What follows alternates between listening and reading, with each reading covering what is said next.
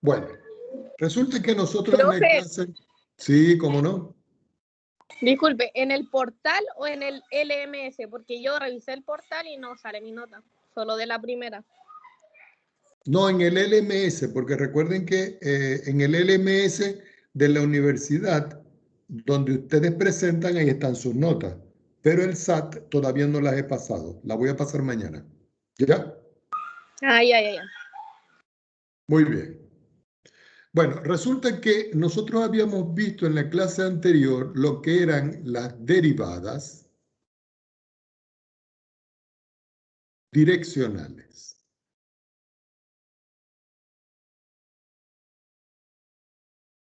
Como también habíamos visto lo que era el gradiente de una función. Y que estas dos expresiones estaban estrechamente relacionadas. Vamos a suponer que yo tengo una función f que está definida en un dominio, vamos a llamar ese dominio U, un dominio U que está incluido en un espacio R3. Es decir, que todos los elementos que están acá tienen 3 coordenadas, a saber X, Y, Z. Y que cuando yo le aplico a este dominio que está en R3 la función, él se va a los reales. ¿Por qué? Porque resulta de que esto que tengo yo acá es una función campo escalar. Esto es la definición genérica de lo que es una función campo escalar, que va de 3 dimensiones en una dimensión. El vector gradiente, que nosotros dijimos que lo íbamos a escribir con este triangulito invertido, que es el operador nabla, de la función f, evaluado en X, Y, Z, que es un elemento que está en R3, se podía escribir como un vector que era la derivada parcial de la función f respecto de X, coma, la derivada parcial de la función f respecto de y, coma, la derivada parcial de la función f respecto de z. Y esto que yo tengo definido acá es lo que nosotros conocíamos como el vector gradiente. Eso lo vimos nosotros en el caso de R2, pero eso se puede extender hasta R3. Si yo escribía la derivada de la función en el punto X, Y, Z, en la dirección de este U que está acá era un vector. Para no confundirlo con este, lo voy a borrar y lo voy a escribir más bien como un vector V. Y que en todo caso, esta derivada direccional de la función en el punto X y Z en la dirección del vector V se podía escribir como el gradiente de la función X y Z, el que está aquí, multiplicado como producto interior o producto punto por el vector B. ¿Por qué? Porque resulta de que esto que está acá es un vector y esto que está acá es un vector. Y el vector B, este que está aquí, tiene coordenadas B sub 1, B sub 2 y B sub 3. Y eso era más o menos lo que nosotros habíamos estudiado. Supongamos que yo les voy a plantear un problema para recordar cómo hacíamos esto. Si yo tengo una función f de x y z, que es un punto que está en R3, y esa función es x por el seno del ángulo IZ, aquí se ve x, que es la primera variable, seno del ángulo, que es el producto de y por z. Entonces, Si yo tengo esa función, me piden determinar el gradiente de esa función f de x, z. Y luego también me piden determinar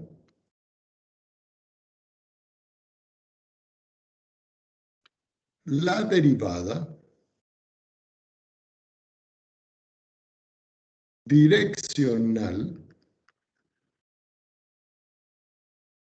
de la función f de x y z en el punto de coordenadas 1, 3, 0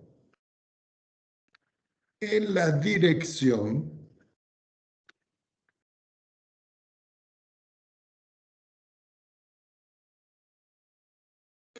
del vector b que tiene coordenadas y más 2j menos k. Recuerden que cada uno de estos elementos lleva una flechita arriba, pero que los libros actuales no los escriben. ¿Por qué? Porque queda sobreentendido. Yo voy a escribir aquí solución. Y lo primero que vamos a determinar es el gradiente. Para determinar el gradiente, yo digo el gradiente de la función f de x y z va a ser igual a tomar a la función y derivarla en x, tomar a la función y derivarla en y, tomar a la función y derivarla en z. Aquí estoy utilizando yo una nomenclatura de derivadas parciales abreviadas. Esto que tengo yo aquí es lo mismo que está aquí. Entonces, el gradiente de la función f de x y z va a ser igual. Si yo miro la función acá y yo voy a derivar respecto de x, al derivar respecto de x, la función seno de iz se comporta como constante. Quiere decir que la derivada de x es 1. Así que aquí me queda la función seno de iz, coma. Ahora voy a derivar respecto de y. Pero si voy a derivar respecto de y, x se comporta como una constante, z se comporta como una constante, pero tengo que derivar aquí dentro. Es decir, que la segunda expresión acá va a ser x. La derivada del seno es el coseno. ¿De quién? De iz. Por la derivada interna que es z. Porque cuando yo derivo aquí, esto que está aquí, respecto de y, me queda z, que es el que está aquí. Coma. Ahora voy a derivar respecto de z. Quiere decir que me queda x coseno de y por z por la derivada de y z respecto de z, que es y. Y aquí tengo, en todo caso, la forma del vector gradiente. Esto que yo voy a encerrar aquí es lo que nosotros vamos a llamar el vector gradiente. Es decir, que ya conseguimos esta primera parte. Ahora, el problema nos pide conseguir la derivada direccional en la dirección, perdón, en esta dirección, en este punto. Para eso, nosotros vamos a colocar por acá, vamos a encontrar la derivada direccional de la función evaluada en el punto 1, 3, 0 en la dirección del vector b. Esto es mi interrogante. Ahora, si nosotros observamos el vector b que a mí me están dando aquí, es y más 2j menos k. Es y más 2j menos k. Pero resulta que el I, el J y el K son los vectores canónicos. ¿Ok? Son los vectores canónicos. En otras palabras, es como si yo les dijera a ustedes que esto es lo mismo que 1, 0, 0, y este es el vector I, menos 2 que multiplica a 0, 1, 0, este es el vector J, perdón, aquí es positivo, y menos K, que es el vector 0, 0 y 1.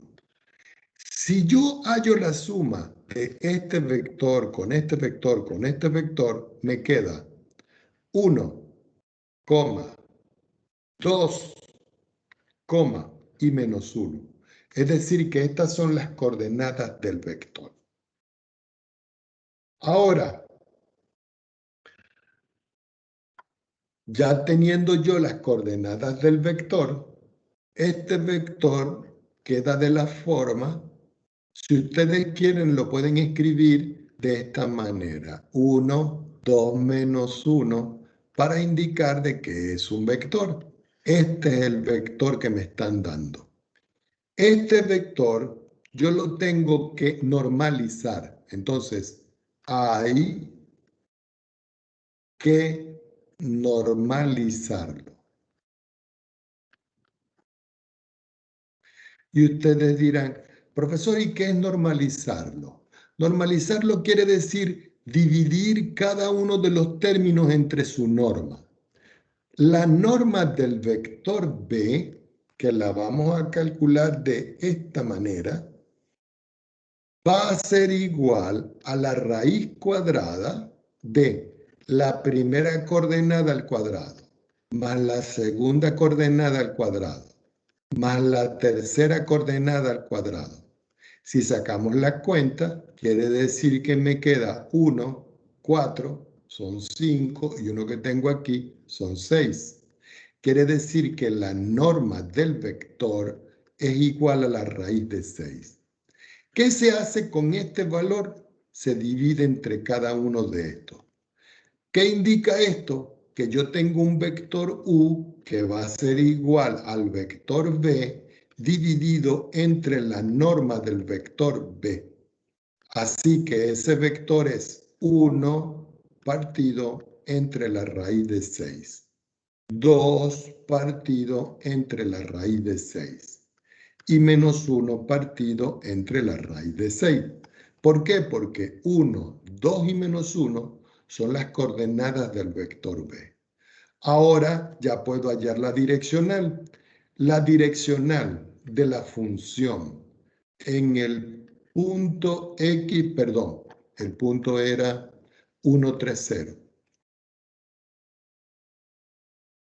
En el punto 1, 3, 0, en la dirección ahora del vector U, que es el unitario, va a ser igual.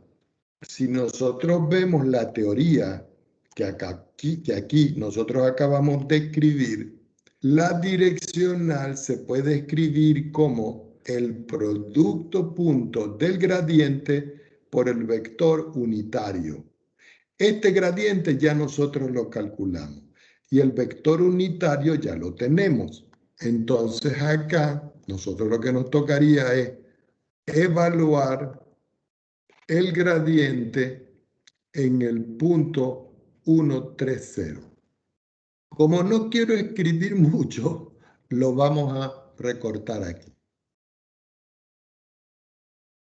Y esto lo vamos a poner aquí abajo.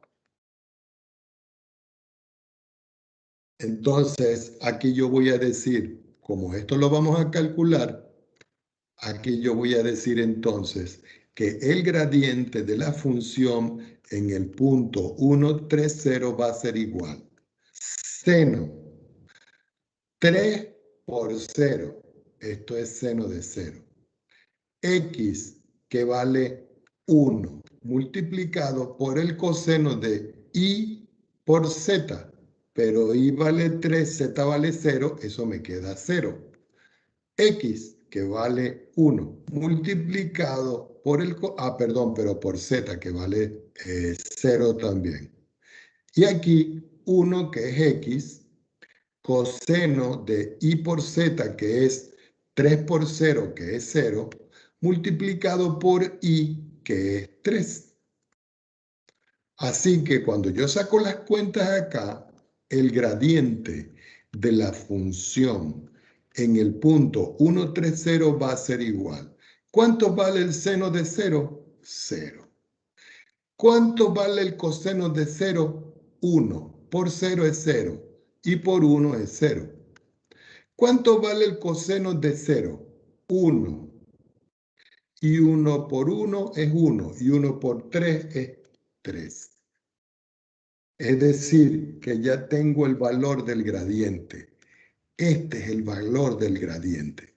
Entonces, la direccional de la función en el punto 130 en la dirección del vector unitario u va a ser igual al gradiente, que es 003, que es el que me acaba de dar aquí, y todo esto lo voy a multiplicar por el vector unitario u, pero el vector unitario 1 es este que está aquí, que sería 1 sobre la raíz de 6, 2 sobre la raíz de 6 y menos 1 sobre la raíz de 6.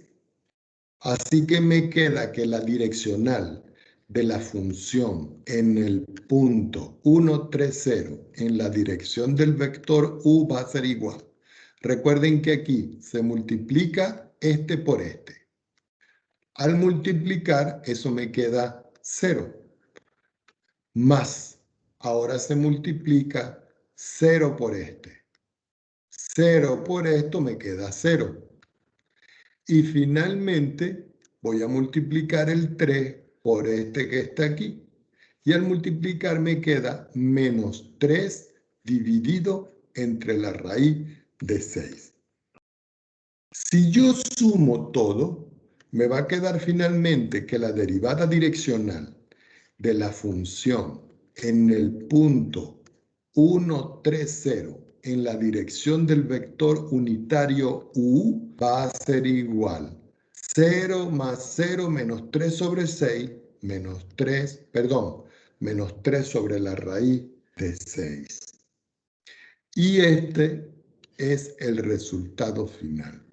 Esto representa la derivada direccional. Entonces recuerden que primero hay que hallar el vector gradiente. Luego el vector hay que normalizarlo. Luego se plantea, se evalúa en el punto, se sacan las cuentas y se consigue la direccional. Hay un teorema que nosotros necesitamos ver acá que dice lo siguiente. Sea f una función derivable de 2 o 3 variables. Es decir, que estamos hablando que estamos en el espacio R2 o estamos en el espacio R3.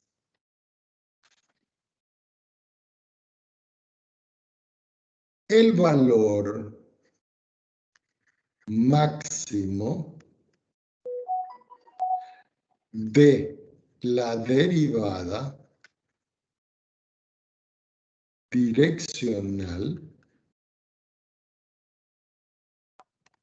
y lo escribimos, derivada direccional de la función en un punto genérico equivectorial en la dirección de un vector u es la norma del gradiente de la función en ese punto. Esto que está acá significa la norma. es más el valor, la longitud. Y esto se presenta, vamos a tomar una hoja más, y esto se presenta cuando U, que es este que está aquí, tiene la misma dirección del vector gradiente, perdón, del vector gradiente este que está acá. Entonces, cuando nosotros queramos calcular el máximo valor de una derivada direccional, si este vector que está aquí, este, tiene la misma dirección del gradiente, simplemente yo le hallo la norma. ¿Y cómo se halla la norma? La norma se halla calculando la raíz cuadrada de la suma de sus componentes al cuadrado. ¿Ok? Esa es la forma donde yo puedo encontrar el valor máximo de un gradiente. También vamos a ver el día de hoy, y disculpen el color, los planos tangentes a superficies de nivel. Vamos a subrayar esto. Y ustedes dirán, ¿y de qué se trata esto, profesor? Bueno, se lo voy a explicar de una manera gráfica para que lo vean. Vamos a suponer que yo tengo un sistema referencial. Yo tengo aquí el eje Z, yo tengo aquí el eje Y y yo tengo aquí el eje X. Y los identifico. El eje X, el eje Y y el eje Z. Supongamos que yo tengo aquí cierta figura. Puede ser una sección de esfera o una sección cualquiera de alguna figura geométrica que nosotros conozcamos. Es decir, que esto que está acá es una pequeña sección de alguna curva con la cual nosotros vamos a trabajar. Resulta y acontece que si yo aquí trazo un plano, el plano puede cortar a la curva en esta curva punteada que tengo yo acá. No me salió muy bien, pero ahí vamos, aquí. Y sobre esa curva punteada, yo puedo buscar un punto aquí. Quiere decir que en este punto que yo tengo aquí, yo puedo conseguir el gradiente. Es decir, que para nosotros, vamos a verlo así, de aquí para acá va a haber un vector. Voy a hacerlo en otro color. Vamos a hacerlo en verde. De aquí para acá va a haber un vector. Y ese vector que está acá va a ser el gradiente de la función f en un punto de coordenadas x sub 0, y sub 0, z sub 0. Este es el punto que tiene estas coordenadas.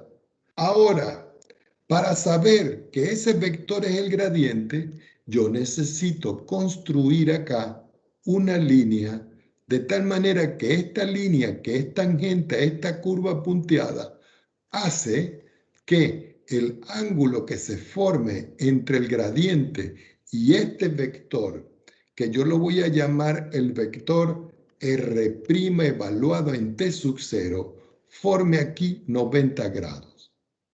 ¿Ok? Ahora, este vector azulito que está acá, este, va a pertenecer a un plano.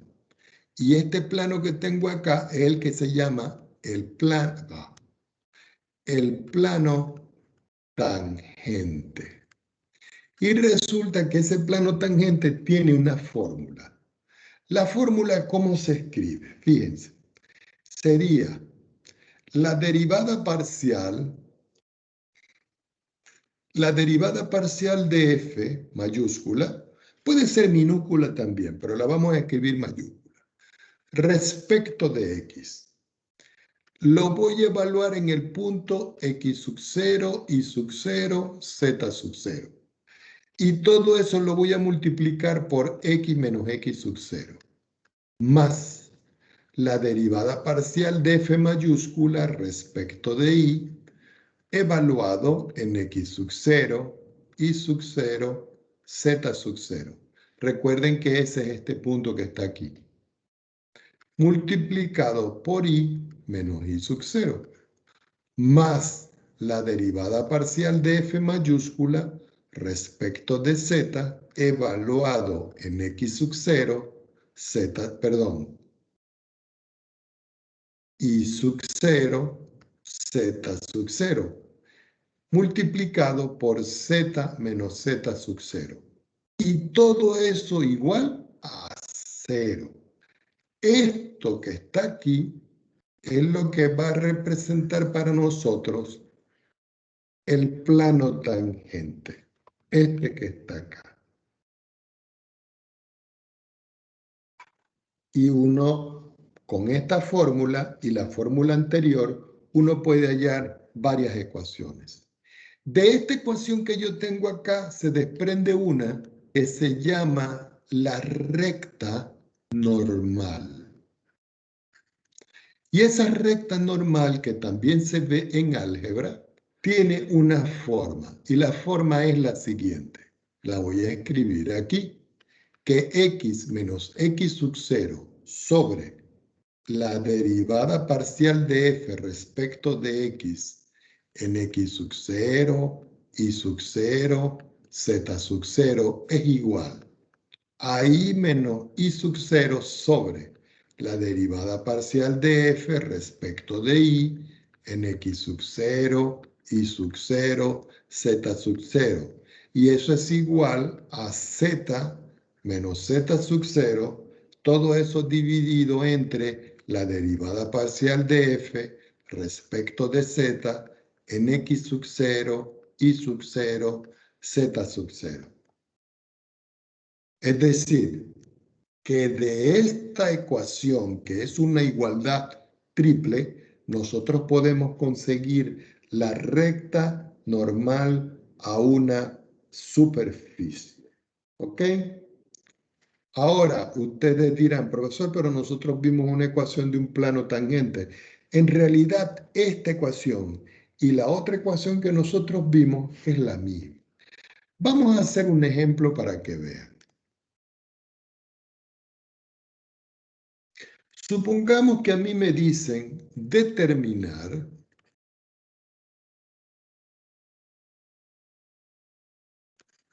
las ecuaciones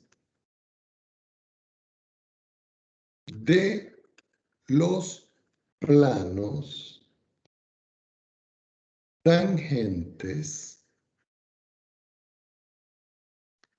y recta normal en el punto menos 2,1, menos 3 al elipsoide, dos puntos. Y lo escribo aquí, x al cuadrado partido en 4, más y al cuadrado más z al cuadrado partido en 9. Y todo esto igual a 3. Este es el elipsoide. Y este es el punto que me están dando. Entonces uno dice, bueno, ¿cómo voy a hacer este problema? Yo coloco solución. Si nosotros nos devolvemos un minuto, yo necesito encontrar esta derivada y esta derivada. Y esas derivadas se van a calcular aquí. Y ustedes dirán, profesor, pero es que yo no veo aquí ninguna f. No importa.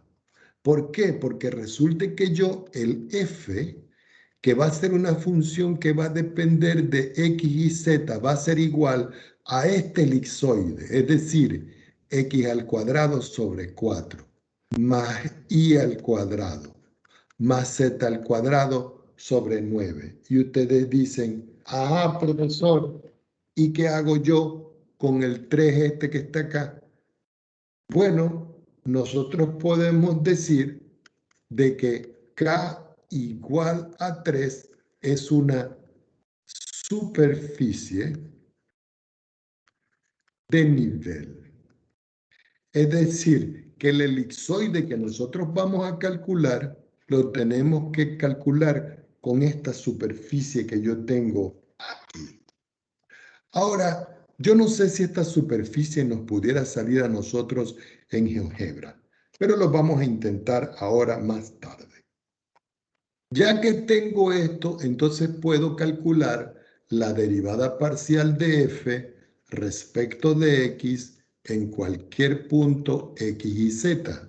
Es decir, que voy a derivar respecto de x a x al cuadrado sobre 4 y al cuadrado más z al cuadrado sobre 9.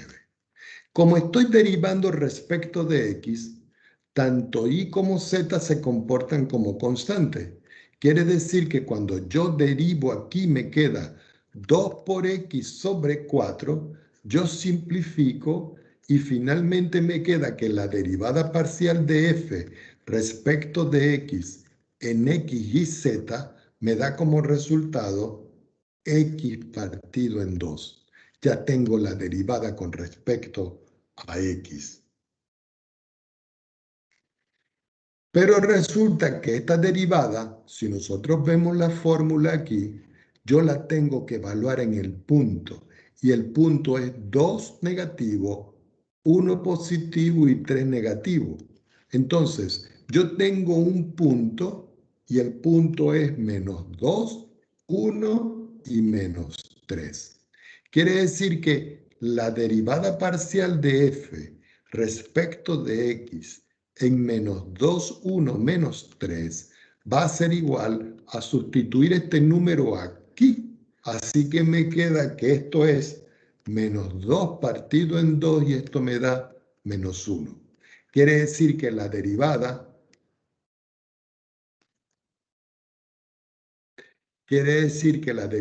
ya la conseguimos. ¿Cuánto vale la derivada? Menos 1. Lo propio se hace con los otros. Entonces digo, voy a calcular la derivada respecto de y en el punto x y z en forma general. Como ya sé que tengo que derivar aquí con respecto a y, x se comporta como constante, z se comporta como constante y la derivada de y cuadrado me da 2y. Quiere decir que aquí de una vez podemos colocar 2y. Eso quiere decir que la derivada de f respecto de y en menos 2, 1, menos 3 va a ser igual a sustituir en este y el valor de 1, es decir, me da 2. Entonces aquí ya tengo la respuesta de lo que vale esta derivada. ¿Cuál me toca ahora calcular? La derivada parcial de f, disculpen el color. La derivada parcial de f mayúscula respecto de z en x y z. Pero si yo derivo ahora directamente aquí z, sería 2z partido en 9. Entonces yo digo acá 2z partido en 9. Pero yo la tengo que evaluar. ¿Dónde? En el punto menos 2, 1, menos 3. Quiere decir que este valor de menos 3 yo lo tengo que sustituir aquí. Así que aquí esto me da 2 sobre 9 multiplicado por menos 3. Si yo simplifico 3 y 9 me queda 3, donde finalmente el resultado me queda que es menos, porque tengo un menos acá, 1/3. Perdón, 2/3. Vamos a escribirlo bien. 2 porque me quedo aquí y 3 que fue la simplificación.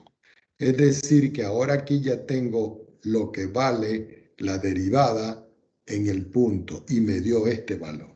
Ahora, tanto este valor como este valor como este valor yo los tengo que sustituir en esta fórmula.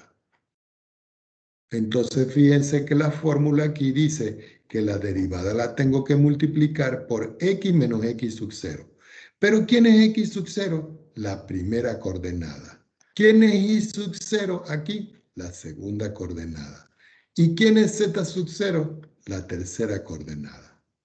Entonces, sustituyendo en la fórmula, se tiene 2 puntos. Entonces me va a quedar menos 1, que fue el valor que me dio aquí. Y esto va a multiplicar a x menos. La primera coordenada vale menos 2.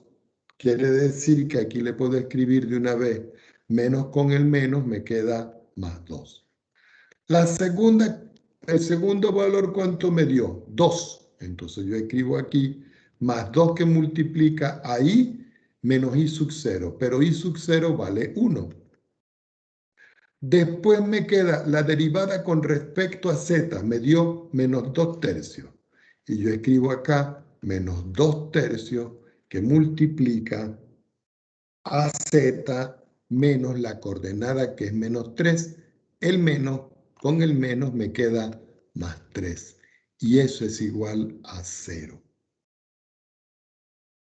Ya cuando tengo esto, yo lo único que tengo que hacer ahora es sacar las cuentas.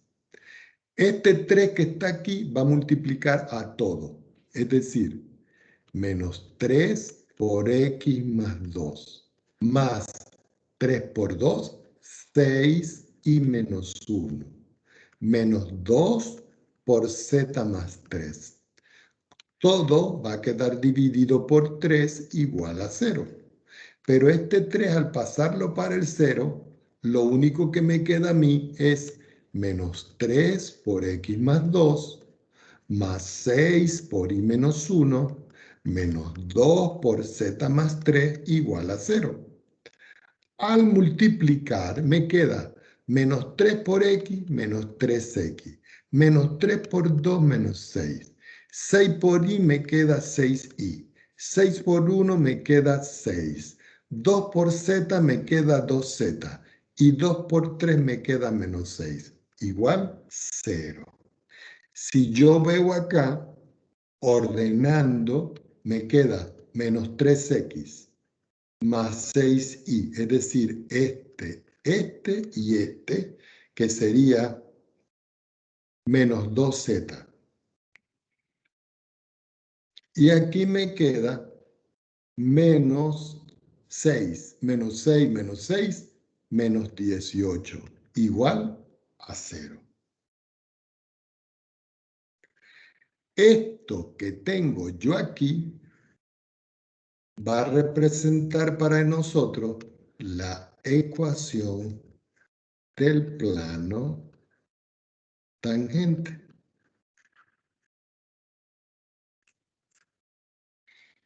Ahora, nosotros necesitamos la ecuación de la recta normal. Pero resulta que la ecuación de la recta normal se calcula con esto. Esta que está aquí. Entonces, tomando otra hoja, sabemos entonces que aquí yo tengo que escribir. Vamos a calcular la recta normal. Por supuesto que van a haber varias, porque tengo x y le resto menos 2, que sería más 2, dividido entre menos 1, que es el valor de la derivada. Igual a y menos 1 dividido entre el valor de la derivada, que es 2. Igual a z más 3 entre el valor de la derivada, que es menos 2 tercios. Y estas que están acá van a representar para nosotros la ecuación de la recta normal. Ustedes dirán, profesor, ¿de dónde sacó el valor menos 1, 2, menos 2 tercios? Menos 1, 2, menos 2 tercios. Y esos son los valores que nosotros tenemos acá. Vámonos un minutito aquí a nuestro amigo GeoGebra y vamos a habilitar aquí la vista gráfica 3D, esta que está aquí. Voy a quitar el plano este de abajo.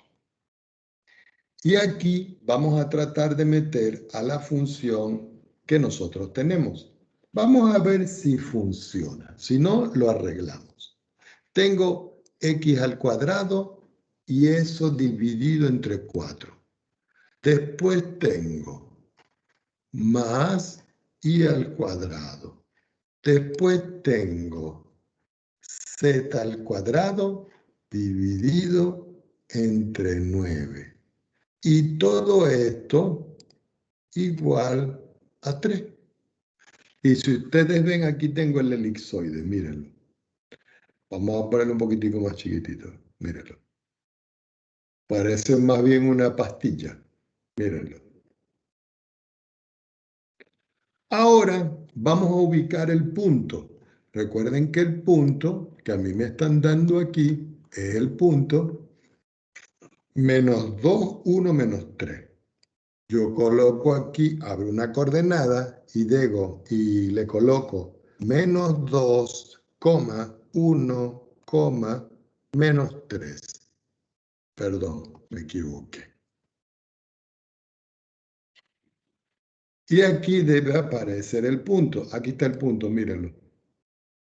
Ahí está. Este. Vamos a cambiar el color para que se vea mejor. Vamos a ponerle el color negro y el estilo un poquitico más grande. Y le vamos a decir que me dé el valor. Entonces aquí podemos ver claramente, miren, el punto, mírenlo. Resulta que por ese punto va a pasar un plano tangente. Y el plano tangente que nosotros conseguimos en todo caso fue... ¿Dónde está? ¿Dónde está? Este que está aquí.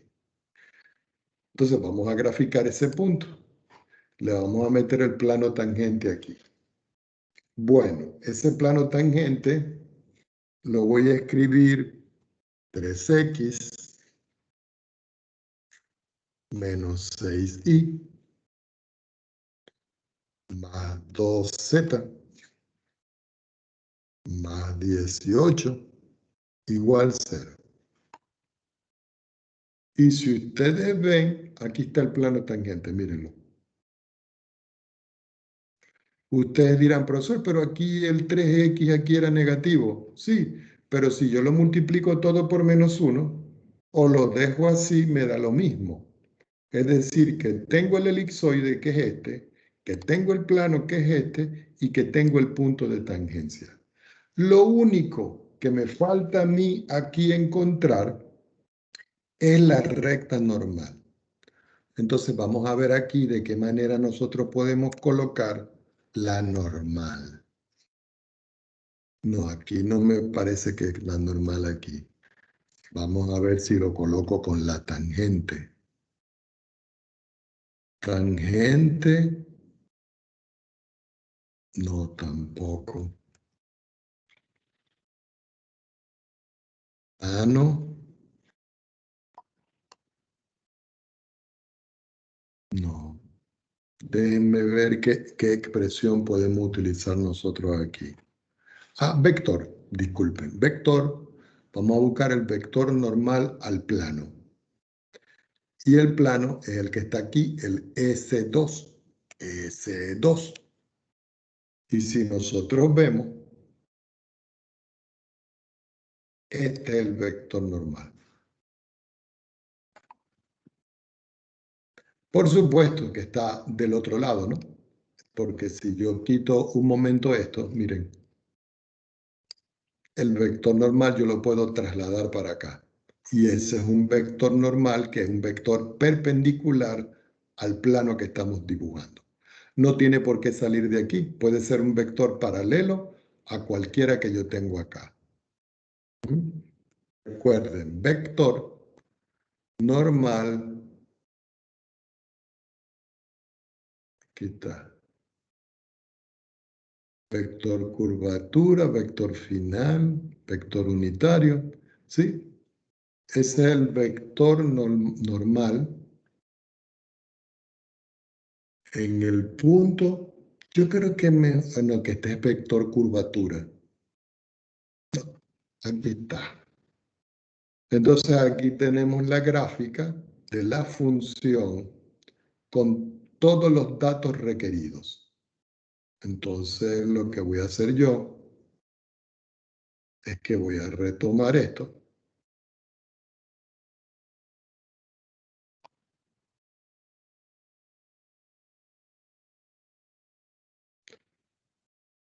Y nos los vamos a llevar para acá.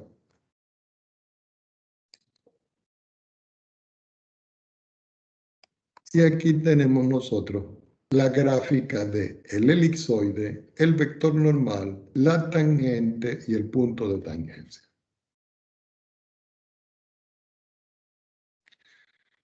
Ajá, Francisco, que es el único que está ahorita en clase, porque los otros como que les dio sueño. Cuénteme, ¿está claro, Francisco?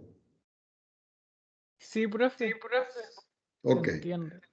Los demás yo no sé qué les pasó, pero después cuando les vaya a pedir una gráfica, si no la saben hacer, pero no tenemos de otra. ¿Ok?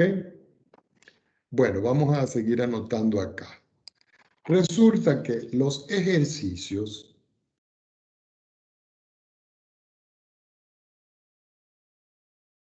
que ustedes van a realizar están en la página 943 del libro de Stewart. Recuerden que es cálculo multivariable. El capítulo es el 14.6. ¿Y cuántos ejercicios ustedes van a hacer de esa parte?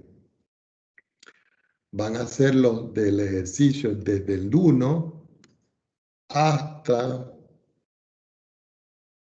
el 26, por una parte. Y después van a hacer los ejercicios desde el 41 hasta el 46. Después hay otros ejercicios que son desde el 49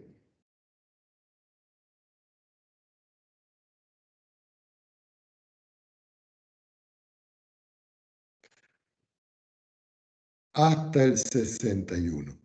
Estos son la lista de ejercicios que yo necesito que ustedes hagan según el programa. ¿Ok? Esos son los que yo necesito. Bueno, vamos a continuar. Voy a pasar una pequeña rayita aquí, porque ya vimos lo necesario que era esta primera parte.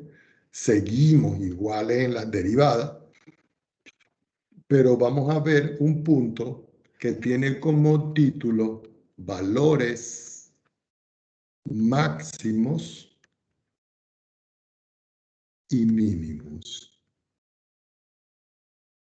Cuando yo hablo de valores máximos y mínimos, me estoy refiriendo a los máximos y mínimos que puede tener una función. Entonces, para eso nosotros vamos a describir de forma clara las definiciones que necesitamos. Una función de dos variables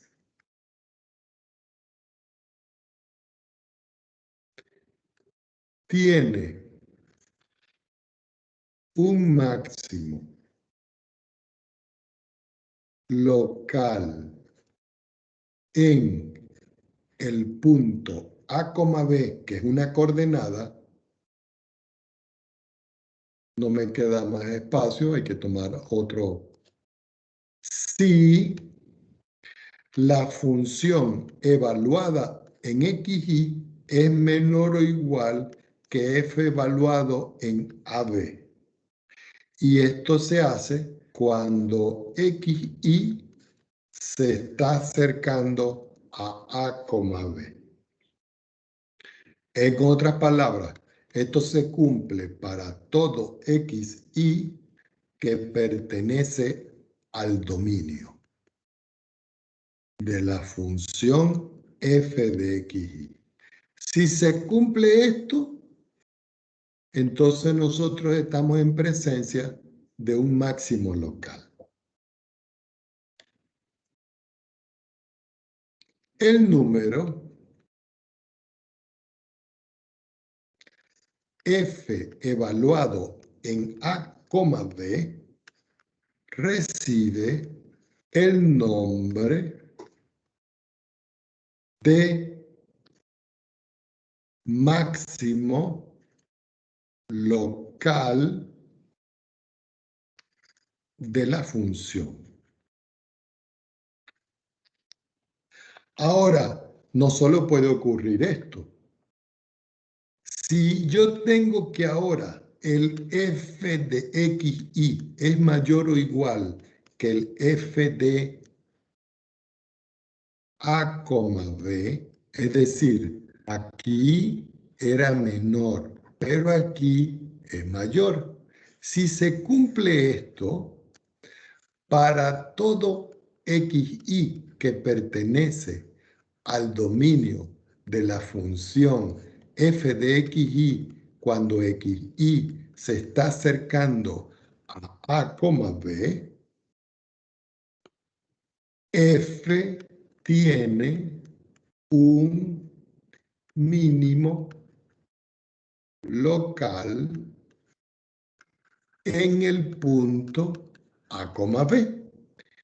Y la función evaluada en A, B es un valor mínimo local.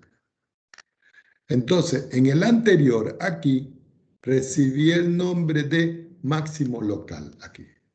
Pero cuando ocurre esto, recibe el nombre de mínimo local. La función evaluada en ese valor.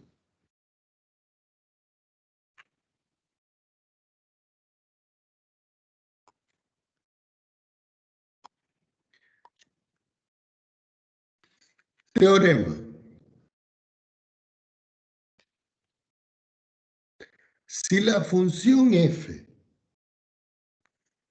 tiene un máximo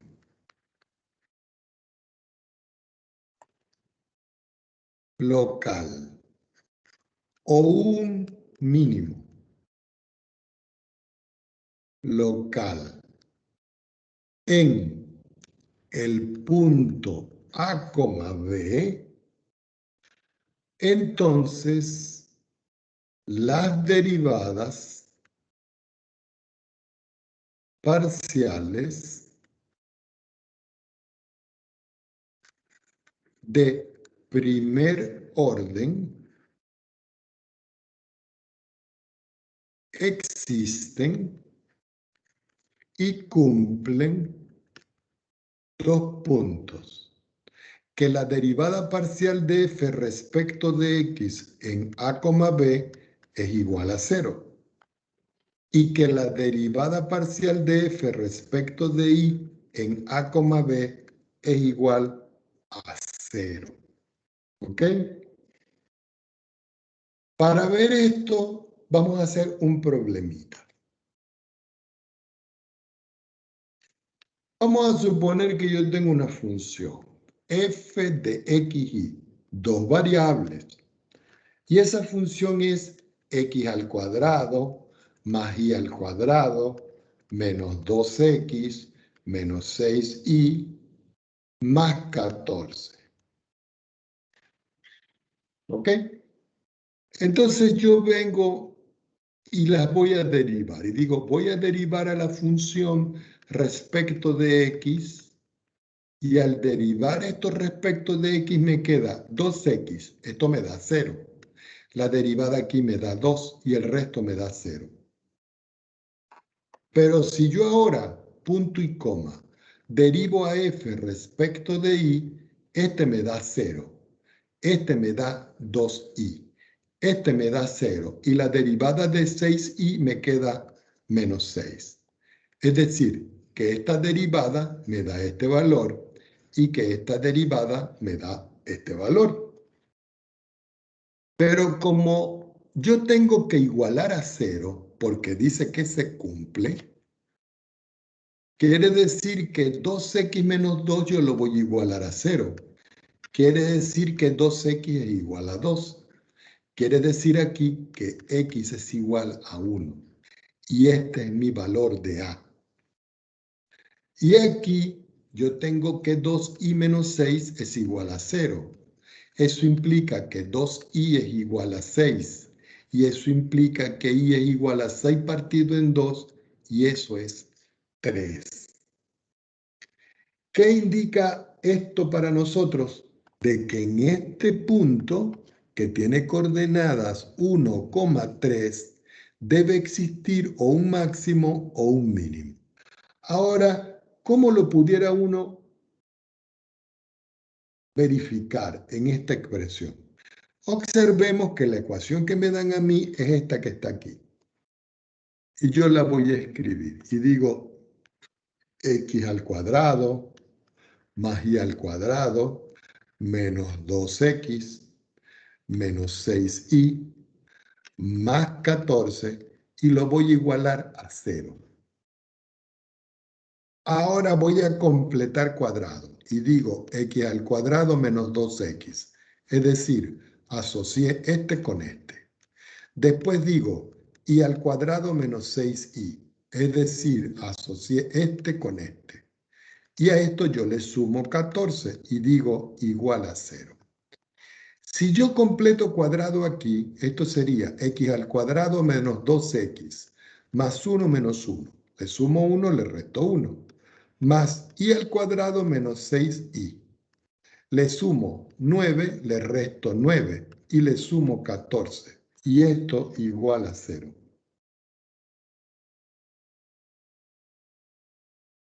En esta parte yo puedo decir que esto es x menos 1 al cuadrado, menos 1 que es este valor, más, al completar cuadrado aquí sería y menos 3 al cuadrado, menos 9 que es este valor, más 14 igual a 0.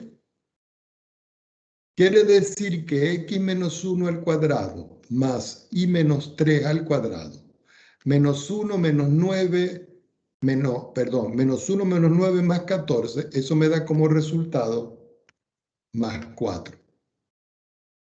¿Ok? Ahora, si nosotros vemos esto que está aquí, nosotros podemos ver de que siempre el x menos 1 al cuadrado, no importa los valores que yo le sustituya, eso siempre va a ser mayor o igual que 0. Porque si le sustituyo 1, 1 menos 1 es 0, pero cualquier otro valor al cuadrado es positivo. Y de igual forma, y menos 3 al cuadrado es mayor o igual que 0. Esto aquí igual a 0, por supuesto.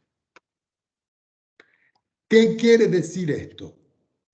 Que la función f de xy, la original que yo tengo aquí, siempre va a ser una función que va a ser mayor o igual que 4.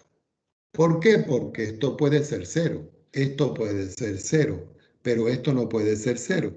Así que esto tiene que ser mayor o igual que 4. Es decir, yo consigo esta expresión. Y esto se va a cumplir para cualquier valor que yo le sustituya. Entonces, si yo digo que f lo voy a evaluar en 1,3, yo tengo que sustituirlo aquí. Es decir, que me quedaría 1 al cuadrado más 3 al cuadrado menos 2 por 1 menos 6 por 3. Y a eso yo le sumo 14. Esto me da 1 más 9 menos 2 menos 18 más 14. 1 más 9 es 10. 10 menos 2 es 8. 8 menos 18 es menos 10. Menos 10 más 14 es igual a 4. Y 4 es mayor o igual que 4 para cualquier valor que yo tome. ¿Qué quiere decir? que f evaluado en 1,3 es un valor mínimo local.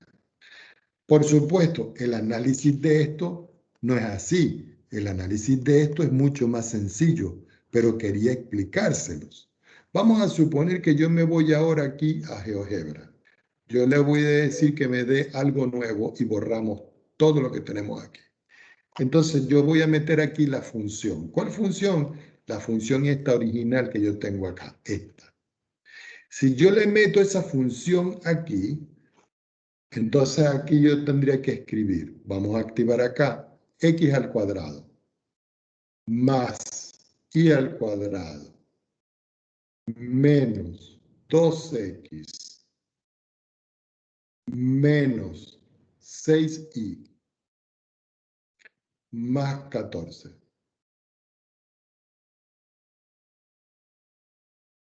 ¿Qué pasó aquí? Aquí está. Si ustedes pueden ver, esta es la gráfica de la función, esta que está aquí. Quiere decir que en el puntico más bajito que está aquí, aquí abajo, que fue el punto este que nos dio aquí, en el 1,3, va a existir un valor mínimo. Ese es el más pequeño. Entonces, cuando yo evalúo aquí, me dio 4. Entonces, yo voy a graficar ese punto.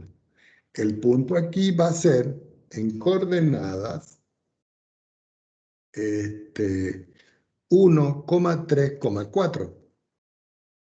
Y si ustedes ven el punto está aquí, mírenlo.